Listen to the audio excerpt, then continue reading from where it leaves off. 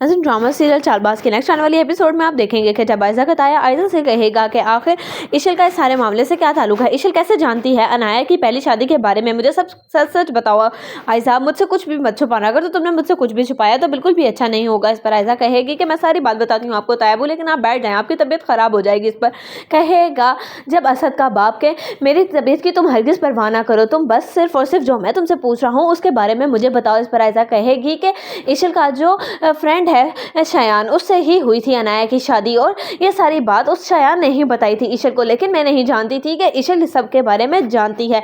इस पर कहेगा जब आयज़ा का ताया इसीलिए तुमने इशल पे झूठा इल्ज़ाम लगाकर उसको इस घर से ही बाहर करा दिया ताकि ना तो इशल इस घर में रहेगी और ना ही तुम लोगों का ये सारा का सारा भांडा फूटेगा। इस पर कहेगी आयज़ा के नहीं, ऐसी कोई बात नहीं है ताया, वो असल में तो इशल ने सब कुछ वाकई में किया था। इस पर कहेगा जब आयज़ा से आयज़ा का ताया कि तुमने मुझे क्या समझ रखा है, बेवकूफ़ी समझ लिया है। अब मैं समझ चुका हूँ कि तुमने वाकई उस मासूम बच्ची पे इल्ज़ाम लगाया है। वो चीखती और चिल्लाती रही और साफ साफ बताती रही हमें, लेकिन हमें उसकी बात पे यकीन ही नहीं आया और उसकी वजह से मेरा बेटा भी दूर हो गया मुझसे। सिर्फ और सिर्फ इस सब की वजह तुम हो आयज़ा, मैं तुम्हें कभी भी माफ़ नहीं करूँगा। इस पर आयज़ा कहेगी कि ताया बुआ मेरी बात को समझने की कोशिश करें, अगर तो मैं ये सब कुछ ना करती तो अब्बू शायद अपनी जान की बाजी हार चुके होते।